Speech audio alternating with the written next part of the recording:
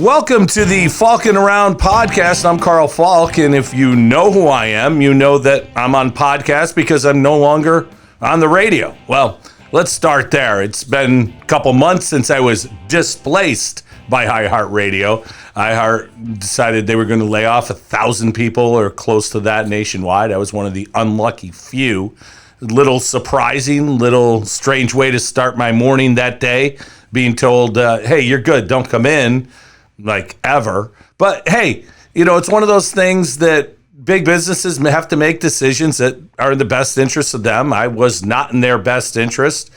A lot of people have it a lot worse than me. I've tried to be very pragmatic through this whole thing and, look at other people and be thankful that I'm still going forward and hopefully they will as well.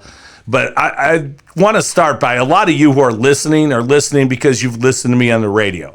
And you've heard me talk, and I was part of your world for a couple of years, and a lot of you reached out to me, and I got to tell you, that's one of those things that when you go through something like that, you really appreciate all the interactions you have with the people who listen. And, strange time for me because I had never in my life been fired, laid off, whatever the case may be. And for all you who reached out, thank you. You'll never know how much that meant to me at that time. It was a really important thing for you all to do, and I didn't know it was important at the time, but it was. And it was great to hear that all of you wanted me to do something like this. So that's why I'm here. That's why I want to do this. I want to reconnect with you all and give you my opinions. I have them. If you listened to me before, I'm going to have some things to say. So the Falkin Around podcast, well, here it is, episode 1. Let's get right into it. The biggest sports story, I think, not only right now, but in recent years, is what's going on with the coronavirus. And this is the tip of the iceberg, I think. Listen to some things that are being said and done about the coronavirus. Again, the great concern is indoor events where there are spectators. And so the recommendation is that for indoor events where there are spectators, that there be no spectators. After a great deal of discussion and collaboration with state agencies and our membership, the CIAC has made the difficult decision to cancel our remaining winter tournaments. Into Sports Center, in a rare joint statement, the 4 active professional sports leagues, the NBA, MLB, NHL, and MLS, have all just announced together that they're going to shut down locker rooms to the media starting tomorrow, all in an effort to prevent the spread of coronavirus. This goes into effect for practice and games. Media access will be maintained in designated locations outside the locker room and clubhouse settings.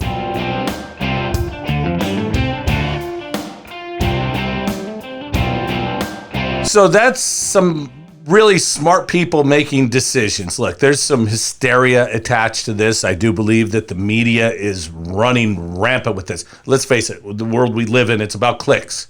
Doing this, hoping to get clicks, hoping to get people to watch, people to listen. That's the media's job. They've got a big story, and they've got people who are afraid.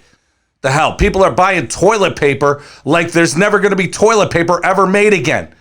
Here locally in Rochester, I was in BJ's the other day, and dudes are like loading up. Are you going to eat at Nick's for the entire time of your quarantine? How does anyone need that much toilet paper?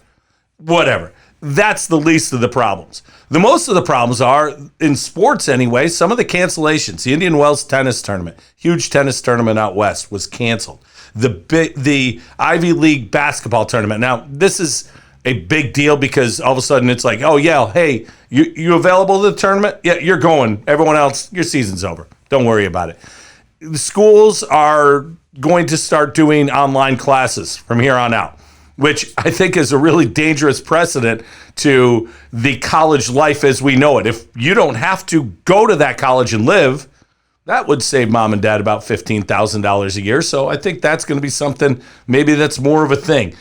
Back to sports, though. The San Jose Sharks, the county that San Jose plays in, has made an edict that if there's a gathering over 1,000 people, can't take place. Sharks aren't home till next week. It'll be interesting to see how that moves forward. The Big West tournament and the Mid-American Conference tournament, both will be played without fans.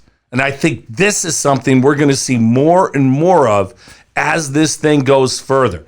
Look, I don't know how long this is going to go on, and I don't know how serious of an event ultimately this is going to be. Is this going to be something where 6 months from now we're still talking about coronavirus, or is it going to be something like Y2K that once we get through it and we kind of see it and get control of it, it's going to be, well, it really wasn't that bad. Smart people are trying to figure that out now. Our governments are taking precautions. Sports leagues are taking precautions. But the one thing I don't understand is the last part, the locker room access part. So we're okay with NBA games being played in front of like 20,000 people, hockey, 20,000 people, baseball, everyone. But the 12 or 15 media members going into the locker room after games, that's where we're going to stop this thing. I think there's so many overreactions. And I think with March Madness on the horizon, the beginning of Major League Baseball season on the horizon, one event that I'm very curious to see, the Masters Golf Tournament, one of the biggest events annually. Think about the patrons not being there. Yeah, the gallery, the fans, but you better call them the patrons when it's the Masters, because it's the Masters. How is that going to play? How is that going to be something that works through? Again, who knows how long this thing goes and who knows where it goes from here. I think as of now, there are like 30 confirmed cases of people being killed by coronavirus. Many of them were infirmed already, elderly, other health issues. There are people at risk, and this is a serious, serious problem. I just think the hysteria is going to be something that we look back on and go, why did we all buy 10 cases of toilet paper? I still will never understand that. Even if it gets bad and we're quarantined in our house, how many rolls of toilet paper do you go through in a week? I don't think there's that many. So the coronavirus, it is a real thing. It is a very serious thing. And every day there are going to be more and more cancellations. We'll see what happens next. I, for one, hope this is something we're looking back on in a few months and going, yeah, we really overreacted to that one. The flu is very dangerous, but be diligent. Elbow bump, Can't even do handshake lines after games. Crazy. But Corona 1, US 0 at this point. Gonna shift gears now, talk a little Syracuse University basketball. We are into March Madness, and we're recording this on Wednesday morning, March 11th. Tonight, the Orange play the University of North Carolina in the ACC tournament. This has been a year that many people have questioned the direction of the program. We're not used to sub-20 win seasons around here. When we talk about SU, Jim Boeheim, 44 years, he's never had a losing season. He won't have one this year either. The Orange's record is 17-14. And early on, before the season began, on radio, I thought that the Orange would be about an 18-win team. They looked like a team that was going to be okay in a bad year for the ACC. And I think that's a big part of the story. But if you start to break down this season, there was an opportunity this year for this team to be an NCAA tournament team. The Orange had 7 losses that could have changed their season. Some of them early on, Oklahoma State and Penn State in Madison Square Garden, were simply losses because the team wasn't ready. Joe Girard wasn't part of the team yet in a big way. He wasn't the guy running out there starting at guard. He was a role player behind Jalen Carey at that time. Jalen Carey, of course, then was redshirted. It just was a different team early in the season than it is now. The Georgetown loss. Georgetown's 15-16. They're below 500. Patrick Ewing has lost 4 players. And a couple of those just before that Syracuse game. SU couldn't afford to have lost that game, yet they did. And Georgetown shot the lights out. Go to the home losses. There are 4 of them that could have changed the Orange season. They were ripped at home by Iowa. Iowa's a decent team, but they're not a team that should come into the Carrier Dome and spank the Orange the way they did. Notre Dame and Virginia Tech early in the ACC season, beating the Orange at home. That shouldn't happen. Clemson, a 1-point loss at home. And there's 2 other losses. Talk about these 7, 2 more that everything could have changed. Elijah Hughes, or the Orange's best player by a wide margin, and a kid who, I'm breaking news, he's going pro. Don't expect Elijah to be back next year. He's going to be a pro. He's going to be a second-round draft pick, and he's going to make a roster and make a whole lot of money and have a great life. And don't hate on Elijah Hughes for doing that. Nothing annoys me more than when we decide the best way for a 21-year-old kid to make $500,000 or $1 million. Oh, yeah. No, he's another year. No, another year is good for you, the fan. Going pro is great for him and his family. So go pro now, Elijah. But there were 2 losses. He played 3 minutes and lost to North Carolina State at the Dome. 3 minutes. He had an injury, a groin injury, wasn't able to go.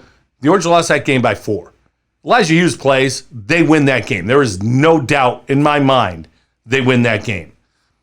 Last Saturday, they closed out their season down in Miami. They had the Canes right where they wanted them. And in the second half, Elijah Hughes, nobody knows why. We all assume it was a head injury, that potential concussion. You got to be careful with those things. Did not play. The Orange lost in overtime in that game to Miami, and not a good team at all. There are 9 games there. Give the Orange, instead of 9 losses, 5 wins. All of a sudden, we're looking at a team that's a 22-win team and a tournament team. This team is not that far from being a tournament team, as much as many of you out there are freaking out and looking at this team going, this is the worst Syracuse team I ever remember. It didn't perform early, and it caught up to them late. Let's not overreact. Jim Boeheim's recruiting has slipped. There's no doubt in that.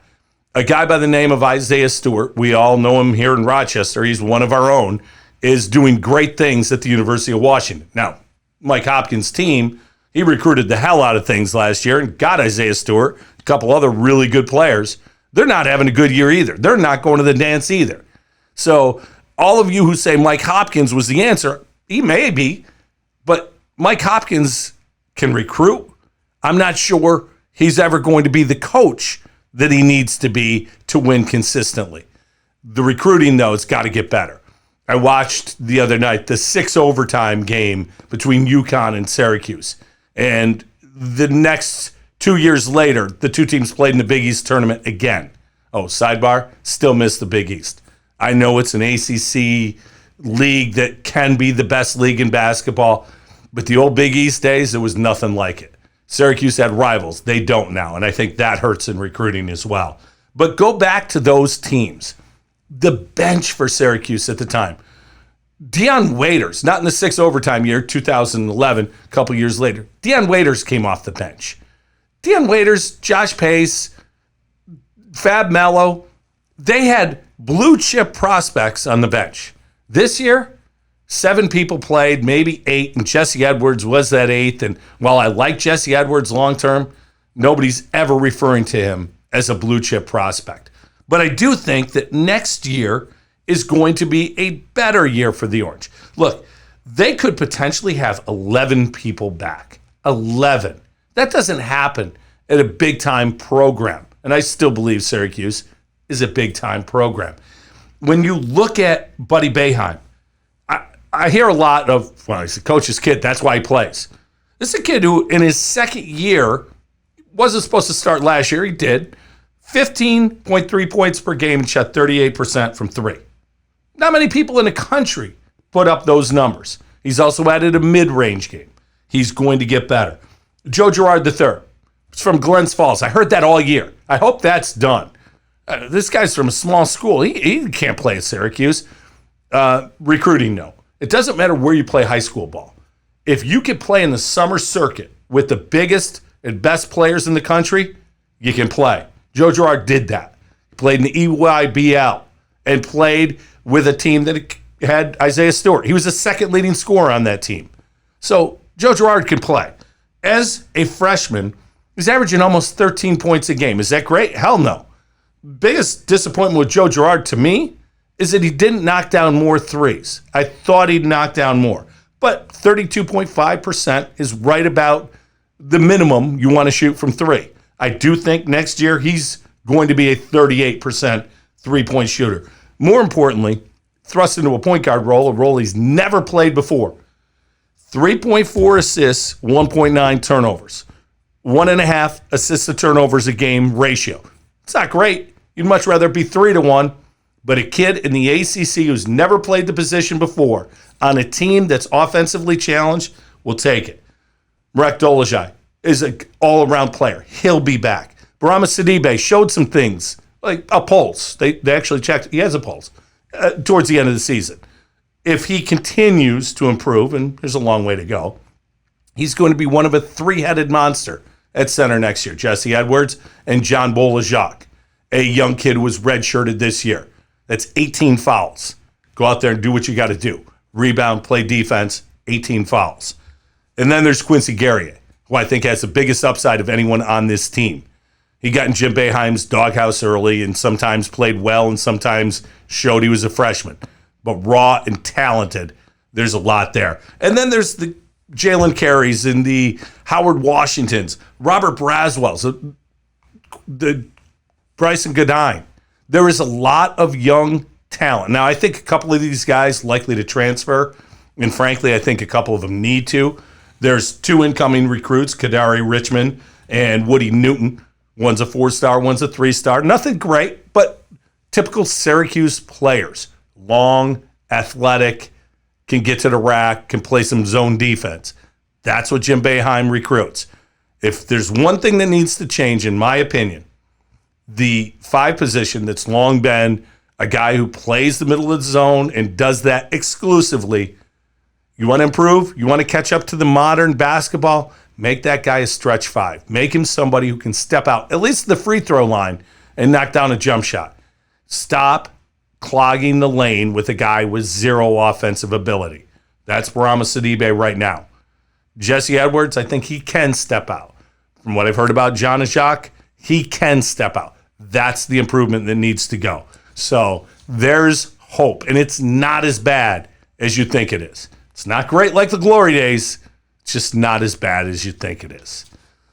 Let's shift gears right now to a little Buffalo Bills football. And how about this guy joining the Bills? More Trubisky.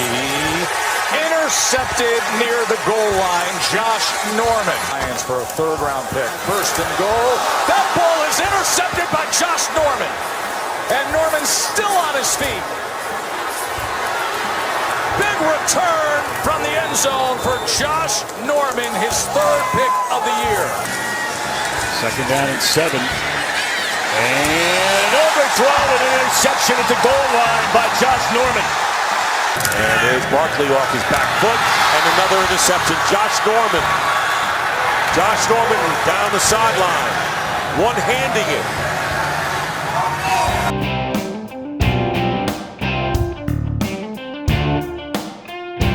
So Josh Norman's a member of the Buffalo Bills, and this is one of those Brandon Beane specials. There's a thing in the NFL, before we get into Josh Norman and his impact, there's a thing in the NFL called compensatory picks. Look, we all know about the draft. We all think we're draft experts, and we all know that you got to draft this guy and that guy. But how do you get those picks other than being really bad at football? You could get those picks by navigating your roster well. And nobody has done it in time over recent time better than Bill Belichick and the New England Patriots. Shocker there, right? Patriots are kind of good at football and all the things that make you good at football.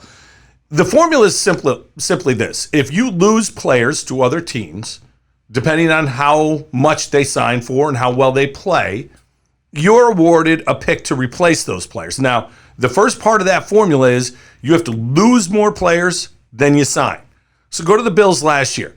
Bills brought in 18 free agents, many of them after the free agency period starts, which is next Monday, the legal tampering. We'll get into that. But if you lose more than you gain, you're likely to get a compensatory pick. This week they were awarded, just yesterday, as a matter of fact. The New England Patriots got 4 more picks, 2 in the 3rd round. The Patriots, again, have 11 picks. They've got 3 thirds, 4 sixths, and 2 sevenths. They don't have a 5th round pick. I'm sure they'll find one on draft weekend. But the Bills this year have a chance to get to the compensatory formula. They're not going to go out and sign 18 free agents like they did last year. They might sign 1 or 2, but they got a couple of guys that likely will leave. And when they leave, they're likely going to get a lot of money. Jordan Phillips and Shaq Lawson, 2 members of that defensive line, are likely going to go elsewhere, likely going to get a lot of money. Now, if they both leave and the Bills only sign, say, 1 guy to replace them, they would be in line for a compensatory pick. Picks signed before free agency begins next week don't count against that formula. Josh Norman coming in doesn't count against that formula. So when you look at the Bills' needs this offseason, they had a need at cornerback. Levi Wallace and Kevin Johnson on the other side of Tre'Davious White, they were solid. They were okay. They were good young player in Levi Wallace and a solid veteran in Kevin Johnson. But they were clearly going to be the ones that you're going to target because Trey White is that good. So there was a need there. There's a need at linebacker. There's a need on defensive line again. There's a need, in my opinion, at right tackle because Cody Ford is much better suited as a guard. I would have loved to have seen Greg Olsen become the tight end that Tyler Kroft and Lee Smith won't be.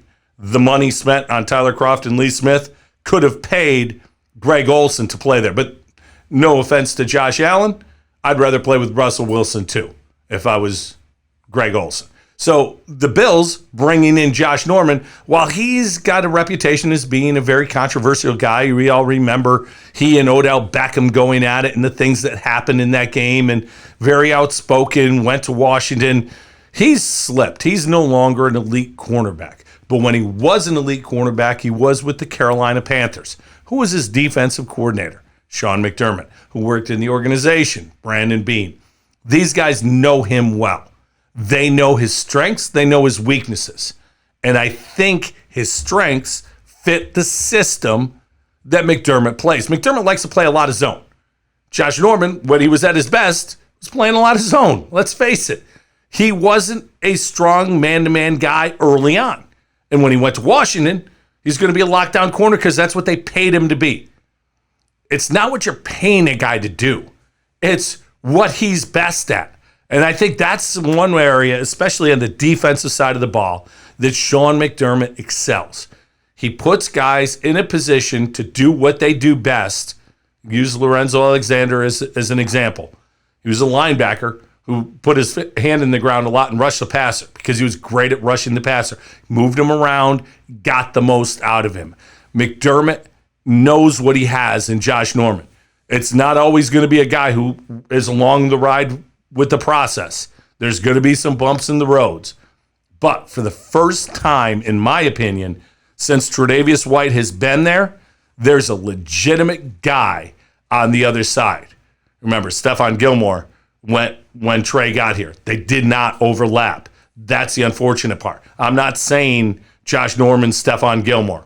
But the Bills right now, with Jordan Poyer and Micah Hyde, their 4 that they start in the secondary is about as good as any in the league.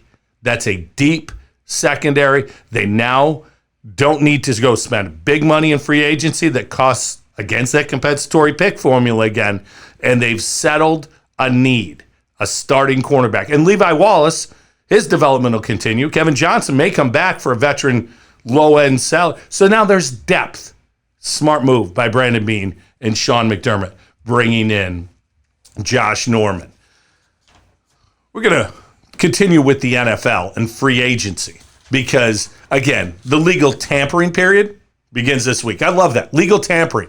I'm waiting for the legal speeding period to happen on the thruway. You know, legal speeding period. You can go 90. Oh, see ya. Bye. Might as well. It's legal. We can do it. Legal tampering. What other situation do you hear legal crime being committed? Like, when does that happen? I'm not saying we need legal murder period. No, let's use some judgment here. But legal tampering begins this weekend, Sunday night. So that means legally you can go behind people's backs and trying to sign players. Going to happen a lot. And never in free agency do I ever remember a quarterback list like this for free agents. Teams freak out over the quarterback. They overdraft them constantly. They overpay them constantly. Nick Foles last year, what did he get? $88 million? Got beaten out by a 6th-round pick. He's still going to be in Jacksonville, but he's going to be a backup if he's still on the roster because he's going to get paid $22 million this year too. Look at the free agent names. Tom Brady, Drew Brees, Phillip Rivers. 3 guys who I think are going to be wearing gold coats at some point. Dak Prescott, Teddy Bridgewater, Marcus Mariota, Jameis Winston, Ryan Tannehill, Andy Dalton, and, oh yeah, Taysom Hill. Now, there's a first-round tender on Taysom Hill, so he'll likely go back to the Saints. People are freaking out about this guy and what he can do, and I think he's a hell of a football player. I just don't know if he's a quarterback. You know why I don't know? Because he's thrown 15 passes. Oh, yeah, he could definitely play. Oh, really? Oh, good. Pay him. Good luck with that. That's why general managers get fired real quick. Guys like Taysom Hill. And he may be great. Sean Payton knows what he has in him. So if Sean Payton knows what he has, he's a smart guy. He'll figure it out, and he'll use Taysom Hill the way his skill set shows he can be used. But think of these other names. A guy like Tom Brady. Do you really think he's going to leave? And I know we hear every day a Brady update, Tennessee, San Francisco, Dallas.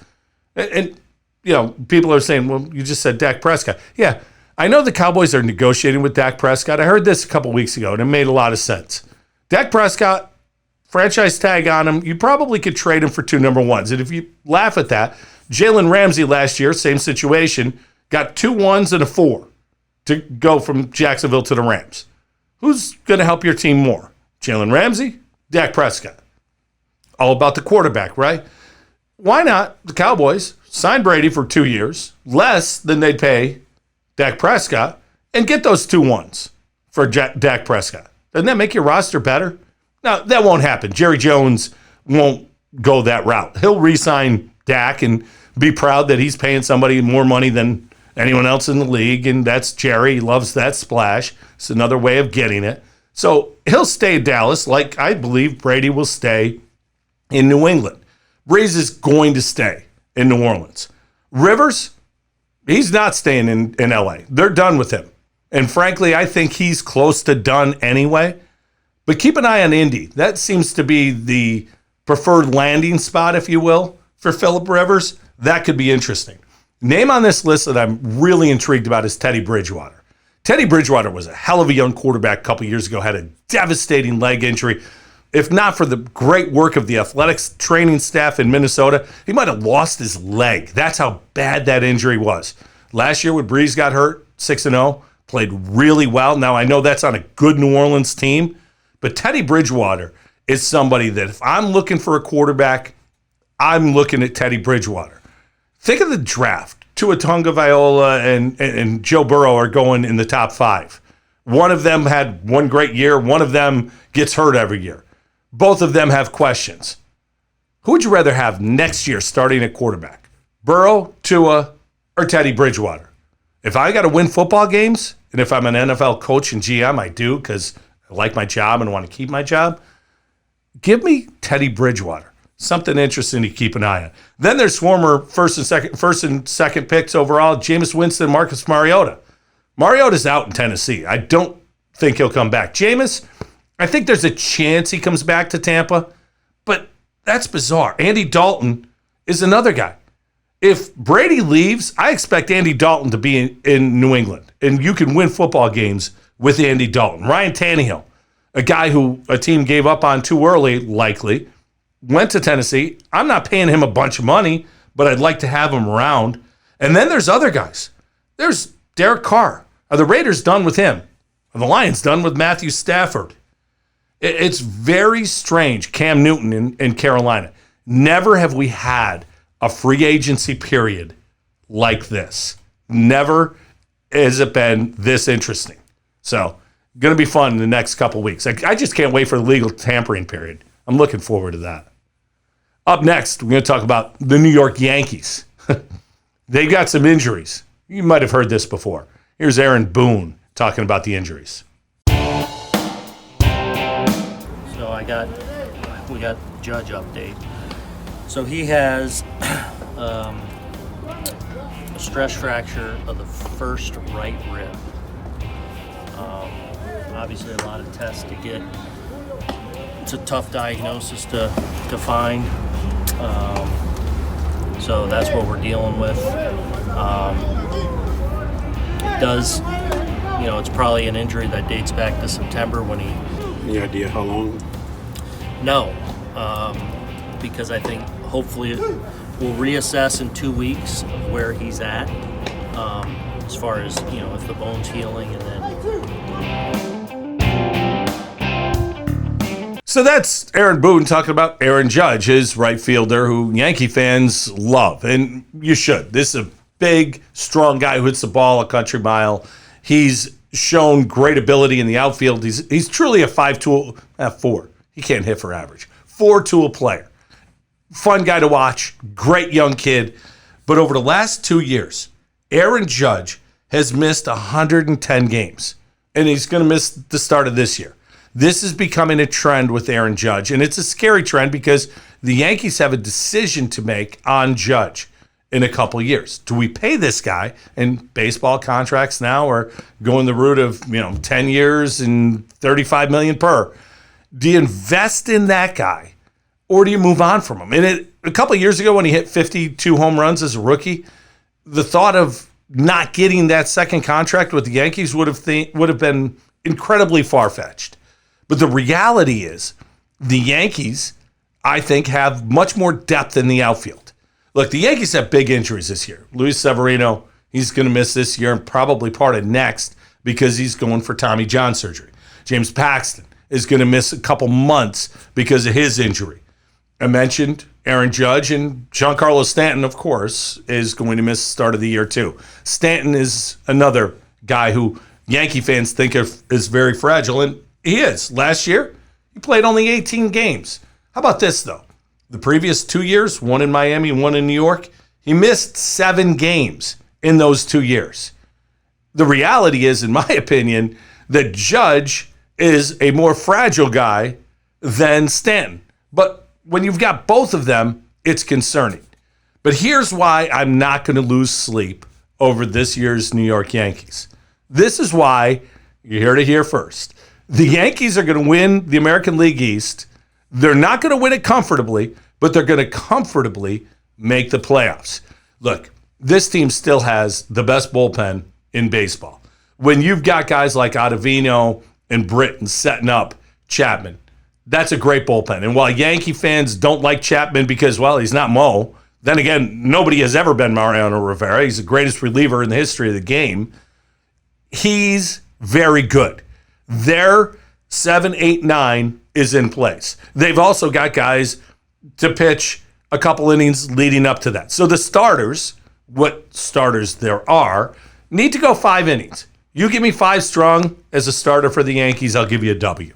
That's how this year should go, with the exception of a couple guys who are still available to start. Yes, there's injuries, but think about where those injuries are. Yeah, the starting rotation's a problem, and I think Cashman makes a move before spring training ends to bring in an arm. Not a great arm, but 170-inning arm. A guy who's going to pitch to a 4.5 ERA, but give you those 5 innings every night out. That's what this team needs. One more of those guys, and they'll be good. They've got depth in the outfield. Clint Frazier is a guy who just hasn't really gotten a good shot with the Yankees, in my opinion. When they made the trade to get Frazier, all we heard about was the elite bat speed. And he hasn't stuck. And I think there's a myriad of reasons why he hasn't stuck. One, his defense is as bad as his offense is good. He's just not a good defensive outfielder. But guys can work on that. Whether or not he did and whether or not he will and improve, we'll see. Miguel Andujar is a guy who isn't a good third baseman. Well, fortunately, Gio Urshela is now beat him out at that position. Andujar's taking fly balls. He's learning to play the outfield. With that doubles bat that he has, putting him in the outfield and finding a place and just leaving him there, absolutely. Sign me up for there. Then there's the guys like Mike Tauchman and Ford, these young guys. There's always a young outfielder coming up through, and Brett Gardner's still there. The Yankees have enough depth in the outfield, I'm not concerned. But the real reason why the Yankees are going to win 100 games this year, in spite of all the injuries, is this. They now play, this is going to hurt some people, in the worst division in baseball. The American League East sucks. It sucks. The Boston Red Sox this offseason decided they can no longer afford to pay everybody. Why? You're still selling out every night. You're still a huge television contract. Why are you working so hard to get underneath the luxury cap? Oh, I know. Because ownership is sick of paying it. They want to put more money in their pocket. And the fans, you just keep paying. We'll be fine in a couple of years. You move David Price and you move Mookie Betts to the Dodgers. Chris Sale's going to start the year on the shelf. Still haven't fixed the bullpen from last year. The Red Sox this year are probably a 500 team at best. I think the Yankees can win 14 of the 19 games against them. Similarly with the Blue Jays. Blue Jays in a couple of years, I think, are going to have 3 or 4 of the best young players in baseball. As a matter of fact, right now, they've got 3 or 4 guys that are great young players. Vlad Jr., Biggio's kid, Bichette's kid. All these guys are going to be really good, I think. But they're not there yet. So the Blue Jays are going to be like a 70-win team again. The Yankees, they should win at least 14 games against them. Same with the O's. The O's changed everything over the last couple of years in their scouting department. They're 5 years away from being a 500 team.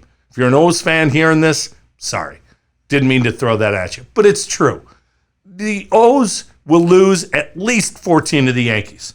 The one good team in the division, I think another playoff team, is the Tampa Rays. The Rays are a team that always find a way to get it done. They find young talent. They get the most out of their system. They're really a well-run organization, and they're going to be a playoff team. If the Yankees win 10 out of the 19 against the Rays, that means with those projections in division, the Yankees would go 52-24 in the AL East. That means winning 48 games the rest of the year against some really bad American and National League teams that they're going to play. That gets them to 100 wins. This Yankee team, is banged up as they are, is unprepared in certain areas that they are, still way better than most of the teams they'll play this year. If you're a Yankee fan, just relax. Sit back, enjoy the spring, get some sun down in Florida, watch some baseball, and get ready for it because you're going to the playoffs yet again. Not saying you're winning anything, but they're a 100-win team. So if you're a Yankee fan, just breathe. Enjoy it. Once again, you're on top. The rest of us, like Met fans like me, we think we could be good. Yankee fans, you're going to be good. You have my word on it. So that's it. That's the Falkin Around Carl Falk podcast, episode 1. I'm on Twitter, Carl Falk 2. Hit me up if you want me to talk about something, you want to discuss something, hit me up on that. I'll be doing this every so often. Look on social media, follow it, share it, send it out, comment on it, whatever you could do. We would like to interact with you. We're going to get to the point where we're going to take phone calls, we're going to take guests, we're going to have a lot more. So, episode 1 in the books. Thanks for listening. Have a great week.